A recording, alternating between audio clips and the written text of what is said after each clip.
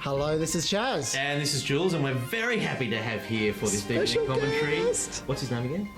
What's your name? Andrew Hansen. He's so much uglier than he used to be. Andrew Denton. Yeah.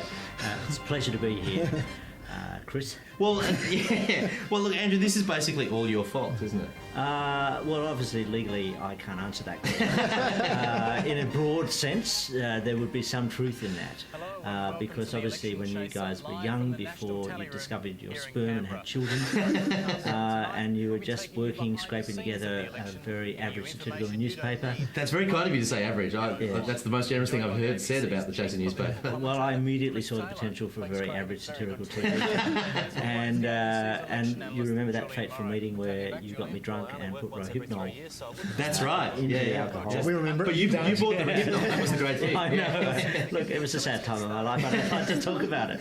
But no, election chaser was a foolhardy thing, particularly foolhardy because this was probably the nastiest election we've had in modern Australian politics. Yeah. The Tampa election. Yeah, That's right. And mostly because of us. That's right. We dragged it right down. But the nice thing about it was that it was one of the elections where we actually had the chance to be under the radar, and I think one of the things that hopefully made some of the things go all right was that we had your kind of experienced eye looking over it, and we were completely green, so we could go into situations without being recognised. Well, it wasn't just that we hadn't been on TV before, but also we had some great disguises. Like if you check out Jules' toupee. Yeah. Very convincing. No, but that's not convincing at all. No one would believe that I had hair.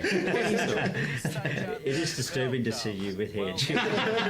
It's like a living toll of what television can do. Look, I remember quite early in the piece, we were going to send one of you to Bronwyn Bishop's electorate office for some announcement, and they were, and in fact, one of you went, and they were furious. Like, who told you that the election was on? But those were great days because no one knew who you were, and even by the end of the election, I think they'd only just tweaked to the fact. Well, Bill Heffernan had quite early. And the rest of them had only just tweaked to the fact that these guys keep turning up. Yeah, it was great. Like at this point in time, all you needed basically was a suit to just get into any event whatsoever. Although I do remember people saying to me, Julian, you look like a liberal. You should do that stuff. And I am still grinding that out. But you made a perfect liberal. Yeah, that's right. Well, I don't want to rule anything in or out at this stage of my career. What I like is, because I haven't watched this probably since it went to air. In fact, I'm not sure I even looked at it then because there was a footy show on, I think.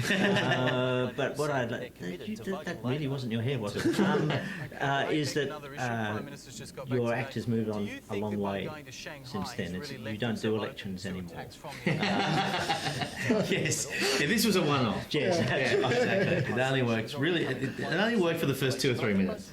I know we're not talking about the pilot, but I do still have memories of the pilot in the way that some people have memories of, say, losing a leg in a car accident. Right, yeah. Vietnam, all those kind of things. And but I do actually clearly remember that day in that pissy little studio in Linfield, wherever it was, and how we almost had to do a take of each individual word on some occasions because you guys were so new to television. And but I think this is a great example of how really anyone can do television. Yeah. Well, I've always described this as nationally televised work experience, and that's kind of what it was.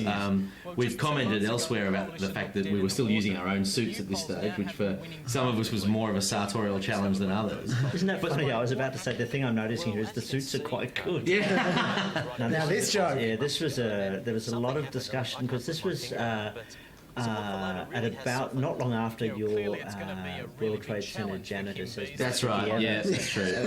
Which was my first real insight into how thoroughly you guys castigated yourselves after having offended people. Yeah.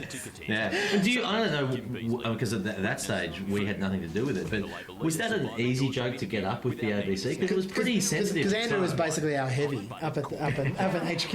Yeah. Well, I've said in other places that Andrew had described his own job as to protect us from non-essential dickheads. Well, you know, what was really interesting, and look, I'll name a name here because I've got a lot of time for him, a guy called Michael Ward, who you would know, then the head of ABC editorial policies. This was at a time where the ABC had been very heavily under fire from the federal government, and particularly the Communications Minister, Richard Alston, and balance. And they were literally measuring balance by timing the number of Liberal and Labor comments made on any broadcast, including ridiculously shows like this. Yeah. And when we first started and went into pre-production, Michael, who's a very lovely man, I'd never met him before, came in and started chatting to me about, well, we're going to have to measure the balance. And I said to him, you know, in a very direct way, but not in that ugly, violent way you're used to. I said, look, I'm not going to go in and tell these guys what opinion they should have, and so I'm not actually going to do it. And if you want, you know, I'm happy to talk to ABC management or the Senate or whatever, but if you hire guys to have an opinion, then they should have their opinion. And to Michael's incredible credit, because God knows what pressure he was under, he just said, all right, I've heard that, and he never came back to me. So, but you'll recall our response to, we knew the balance thing was there, was to have the balance. And, play around with it, But the thought that you would sit there and measure out. Exactly. It seems so absurd on the face of it, but it is actually true that there are people at different points who have been running stopwatches over shows. Well, I remember saying to Michael, so if a Liberal politician appears on a gardening show for 15 minutes, is that the equivalent to a Labor politician appearing on the 7:30 report for 15 minutes? How are you measuring it? Absolutely. The irony of it is that after Andrew had won the right for us to have a political opinion in our work, we then went and hired Andrew Hansen, who's never had a political opinion in his life. Exactly. Yeah. It's the ultimate balance. Ignorance is bliss. But I was just.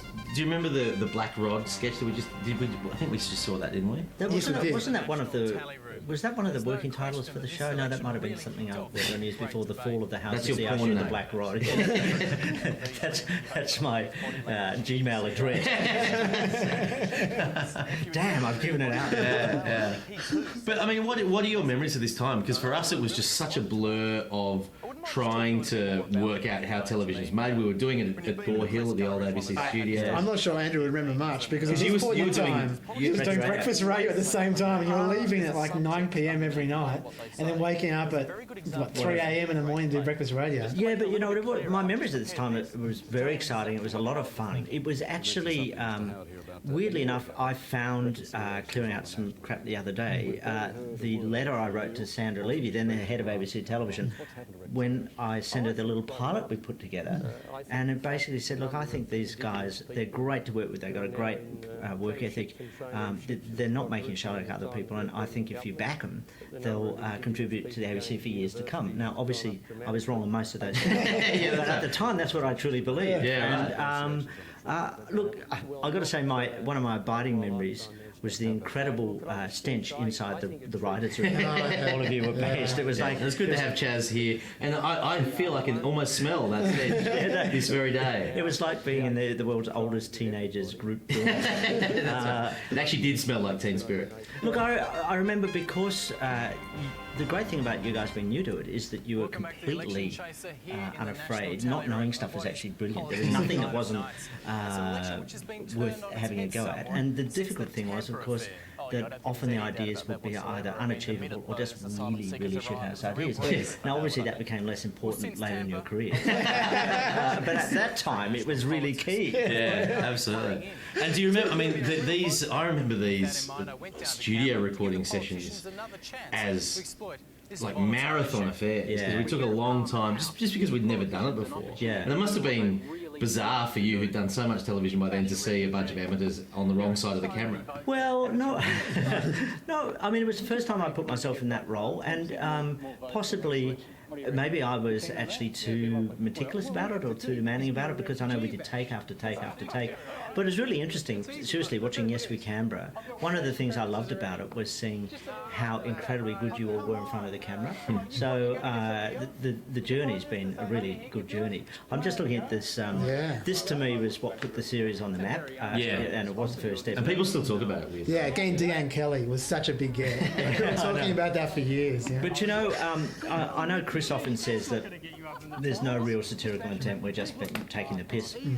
And maybe I fooled myself with this construct, but I look at something like this and I think this was a great thing to do at the time. And Mark Latham's reaction and everybody's reaction, yes, it was silly, but it was a fantastic way of saying to politicians, you're just ratcheting up Yeah, your votes yeah. by kicking refugees. And I think one of the things that, the Chase has always quite enjoyed doing is making a serious point in a very silly way. Yeah. You can't get more silly than that. And that refugee actually did get sent back to Iran and was shot. And, what's great about it is he wasn't even a refugee, but we sent him back there anyway. Yeah, that's right. Yeah, exactly. Yeah. Got back the joke. Yeah, that was the tenor of the time. Yeah. But I remember on the evening we actually tried to film this in the afternoon. Yes. And it totally failed, and we'd gone down to the pub in Canberra, the Holy Grail, which is where the politicians are supposed to go afterwards. Yes. We were waiting for them, and there was no one there. And a call came through. I don't know who it was from, but it was somebody in the ABC newsroom who said, no one's going to be down at the pub because Parliament's sitting late, but they'll probably all leave within the next half hour.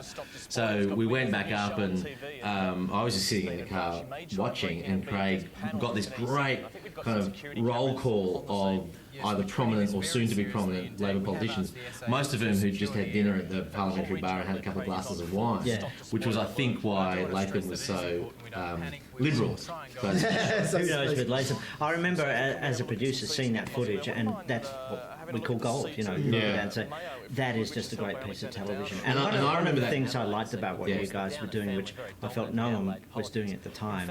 You actually went and did jokes and stuff to people's faces. It was very easy to sit in the studio and parody, and I thought that was fantastic. And Craig, all of you were, but Craig in particular still has a capacity to be fearless and full of charm at the same time. I don't think I've ever seen him resist. I don't know about you, Chaz, but I certainly remember Andrew very much kind of schooling us in the idea of the smiling assassin, that what you want is moments that work on television but don't seem ugly. The phrase Andrew used to use was the iron fist in the velvet glove. There we go. I think that was an original phrase too, I'm pretty sure. That's right. But it is true, because if you're actually trying to make a comedic point but you're punching people in the face with it, well, it's not funny. And the other thing that I really remember from that period was how little we knew about what would work on television. And there are a number of times where we came back with stuff that we thought hadn't worked or wasn't what we were looking for. Pretty much every time I went out. That's right. Exactly. And in those cases, it was true. But I think one of the things that you really did in those years was say, no, that can work as a piece of television, and identify how to turn it into something. I was going to just pick up on what you were talking about, the satire component before, Andrew. It's like, that's something actually that, especially early on, Andrew used to drive us quite a lot about. Like, I remember often you'd pull us aside and go, okay, you've got 26 minutes of television to say whatever you like. What do you want to say? And we'd look down and we'd see jokes about Hansard. Kim Beasley's fat. We'd think, okay. And it actually did drive us to think like that. And some of the show is just silly, and that's fine, because silly can be really good. But I remember quite early in the piece we made the decision not to do the jokes that you could do about the marijuana party, or we actually tried to stay in the main game as much as possible, and I think that was a really good call, because we've all seen those kind of jokes done too many times. It's funny. I really was actually even struggling to remember what this is. That's Charles. Yes, that's. Oh yeah, that's right, Charles. So this was called Beta. This was like a precursor of the Firth Factor. Yes. It was off the back of Charles' obsession with Bill O'Reilly. It was a combination of that, and I think... and him taking an issue and giving it the wrong... Yeah, that's right, and trying to find... And was this where we had the solution so simple, or was that... Probably. Yeah. But it was... The solution was often 15 drafts. Yeah, that's right. But it was fumbling into the area of the kind of Chris Morris style... over the top, hard copy... kind of tabloid news report, And look, I know a lot of people have commented down the years, particularly with CNN and N, that it was like trying to do Chris Morris. The truth is, that was one of the first things when we sat down. I said, you've got to look at this guy. Not because any of us thought we should copy Chris Morris, but John Safran, when he came and talked to the Hungry Beast guys, said a fantastic thing, which for anyone that's getting into this business, they should keep it in mind. He said, you shouldn't look at the people you hate and think I can be better than them. You should look at the people you think are great and think, can I be as good as that? And that's Chris Morris. I think we would still all acknowledge. Absolutely, And I mean, I remember those early meetings where we went round to your place for the first time, and we were just incredibly chuffed to be at your place, and still have some small pieces of cutlery from those meetings. But you know, essentially you would show us some of the stuff that you thought was really good, and part of it was about raising the bar. Yeah. And we might have crashed into the bar, but it's nice to have a highway. I do remember I think that maybe the second time you came to my place, and one of the reasons I really love working with you guys and why we got on straight away is that you were incredibly rude. And you know, I was quite used to people being boringly respectful. And I remember it might have been the first time he came in, and Craig made some very disparaging remark about the decor of our house, and Jen overheard it, and Jen didn't know you guys at all. And she still hates us to this day. No, when you left, she was like, "Who was that? Who were those people?" She's Who was that gap-toothed man? Was that Ray Martin's illegitimate child? This person votes, which we just saw before. I always loved that. That to me was a perfect, simple little piece of television. The only thing was, I remember you'd come back and they were such hopeless crackheads. It was actually a case of, really, we shouldn't be showing some of these people. And there were worse crackheads than that never made it to it. Well, this was the early stage of our career when we had ethical consideration, so it was quite hard. This is also before we discovered in the war and everything that's not about going up to drunk and drug people. It's about going up to Asians who can't speak English. That's right. So you really refined the whole thing in a way which has moved the country forward. Very nice. What's happening? Well, I think this is the Cheryl Curnow the Vox Pop piece. But it's interesting that certainly the style of the show at this point, I think we were kind of fumbling around in a range of different styles, and the pieces to camera to set up things we dispensed with pretty quickly afterwards. But what was nice about it was the ability to just get to people who were like the foreign minister at the time, and they would, because of the suit, think that you were a journalist, and they'd kind of play along in an uncomfortable way. Not that Alexander Downer is ever comfortable with anything. Well, I remember him looking at those dresses, wondering what size they were. That's right. Look, it's true actually. It seems like a happier, gentler time, but again, remembering this was the Tampa election where it was a really nasty election. Funnily enough, in EP4, I remember in the that in memoriam piece, one of the people that's held up in the in memoriam piece under the line free speech was Julie Bishop. We forget now that Julie Bishop was the WA Liberal that spoke out against. Yeah, right. Tampa. Wow. Yeah. I totally forgot We that. do forget. There you go. I remember nothing else of the series. Yes, the whole business of suits and remember, we all remember Glenn Milne's really negative reaction to you guys. That's right. Yeah. With the Kim Beazley pit stop and the French loaf. That I think we all felt that was a delicious moment. It was really nice that not only politicians but the Star Chamber / press gallery were also like, who are these people and what are they doing on our turf? Early on, I think the press gallery were much more annoyed about us than the politicians were actually. Yeah, which is funny because even though we were kind of bringing a new approach to things, we were always pretty respectful in the sense that we would always kind of hang back, wait for till the end what of we the thought was the press legitimate conference. business of the press conference to go along, and then kind of jump in. But personally, I must say that moment when the baguette comes into the shot from the top, and Chaz is down beneath with the hummus that comes up at the bottom of the shot, as I actually remember sitting in your living room when that kind of moment happened, and it was just. And I like the fact that it was the leader of the opposition of the country, who we were essentially using for a visual gag as a prop. And it worked quite well. I remember seeing there with a tub of hummus, wondering why no one was busting me. Right in front of Kim Beazley. Yeah, right. Now in the days of terror alerts, because Licciardello is in some way some kind of Iranian name. Very Arab. I know Will Anderson. I can't remember exactly what he said, but he tells the story about meeting up with you guys. Yeah, this is great. Ago, and getting confused and saying, "Oh, at least not the guys that make stupid fat cats." That's right. Exactly. Yeah. So there was a TV producer who was trying to picture like a collaboration between us and Will, and Will cited as the worst thing that should be avoided in our collaboration, probably our finest moment to date. So it was really good. This is what's really interesting here. This is Fluffy Bum, I remember. Yeah. Watch how much Chris Taylor's hand is shaking. Yes. If ever you need to see how... I mean, it was extraordinary for you guys to go from zero to this. Yeah. And I still... there's very few people ever in this country that have been able to do this stuff and do it well. That's actually why I so enjoyed working with you, because you actually really were fearless, but it was fun. And I think it was informed largely by ignorance. That we didn't actually know what you were supposed to do. Yeah. And so you kind of thought, well, we you know, it's kind of like the classic thing where you come up with an idea that you think would be so funny, but you never had to do it. Well, we actually had to do it. And there were all sorts of other pressures like the cameras there and that, which made us step up, but it was far from natural. Yeah, but a lot of people in that situation actually just lock up or freeze up or don't quite know what to do, or they overplay it.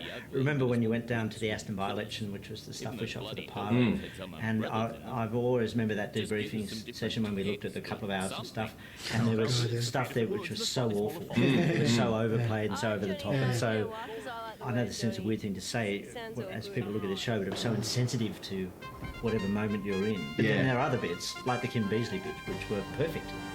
Yeah, well, and we had no idea of the difference between them. I was going to say, I really disapproved of the lack of subtlety shown by some of the chaser early on. It was very unimpressed. Chaz, we'll get to Chaz's method acting in F4. I have very, very, very strong memories of the final episode of Election Chaser. And one of the things that Chris was saying about that moment as well was that, because he worked as a journalist, so it was kind of like going back into a previous workplace, but with a much more subversive agenda. And I agree with you, Andrew, that the trembling in Chris's hands is something that I cherish and hope to replicate one day. I'd like to see those hands tremble again. I was always fascinated by the fact that Chris, who was the last in of the Chaser group, that the idea of being the pompous panellist, he took to that naturally. Curious. He was just ready fit for it. Yeah, it was extraordinary. Everybody else was kind of needed to be got up to speed, but Chris was ready to go as panellist. He's been training all his life. I can't even remember what this was. This is the Natasha Spoiler on she's heard that there's a TV show that she hasn't been part of. You see Chaz in the background of the shot there, and Charles, I think. Awesome. Now, the cast of people in the background is basically friends and family, isn't it? That's right, yeah. In fact, more family than friends. That's right. We just saw James Edwards, who now edits all the Chaser shows and things like that. And it had that weird kind of pro-am feel of we felt like we were walking into a professional setup that we didn't really understand, and we kind of brought along a lot of friends in the background who were kind of helping the scene, but it was very unfamiliar, but we should stop this conversation to talk about this is the gift that keeps on giving. That's right. This is the one piece that has stayed through all. It is. Four elections you've done now? 4 elections we've done, actually. Every single one has a Mal, and I can't remember who or where the idea to have a trophy called the Mal came up with. Andrew was keen on the trophy, I remember that. Because I remember you emphasising that you wanted to present them with something as big and as unwieldy as possible. Although you've often, and quite rightly, blamed me for introducing the idea of big props. Oh, yes. And it's when I saw the Trojan horse go over the cliff in the last war, a part of me died. A novelty oversized part of it. Yes, but when I watched the Mal Meninga thing again in Yes We Canberra, that piece of footage is just as crystal and beautiful as the first. Well, because it's one of the rare times in politics that you see someone being absolutely genuine and being endearingly honest about the fact that he's just stuffed up. I think if he'd stayed on, he probably would have got in. I think, but whenever people talk about honesty in politics, they should be showing that. Is this really what you want? Exactly. Because we've just had a whole raft of politicians saying, this is too fucking hard. I've got no idea. This is hopeless. Now this is, I don't know if I should talk about the decision for Dom not to be on screen. I think why not? Look, it was, Dom is just a fantastic writer and a fantastic guy, and it was one of the hardest things I've ever had to do in my career, is basically say, you know what, Dom, you're not great on camera. And I think for a number of years it was a bit uncomfortable, and a couple of years ago at one of your rap parties I grabbed Dom and said, are you okay with that? And he was really good about it. But it was always. And we filmed that, and he was really unconvincing in his That's why I never went on air. But it's with television. You have to be brutal. You actually, if you want it to be good, you've got to make hard calls. And Dom, Dom had all the lines and he knew all the stuff, But the camera's a cruel thing. It works for some people and not for others. And I've seen some really talented people who aren't right on camera. And I've seen some really untalented people who just nail it. Finally said the same thing with Philip Ruddock. But it's certainly the case that over the years, Dom's come up with some great ideas, Yes. which have come to be identified with other people Yes. because we happen to perform them. And the idea that the performer is necessarily the creative force behind what you see on screen, even when we've got right performers, is not always the case. Well, Dom's been such a huge contributor to your work, and I know through CNN he contributed so much, but because you're not on camera, people don't necessarily associate that.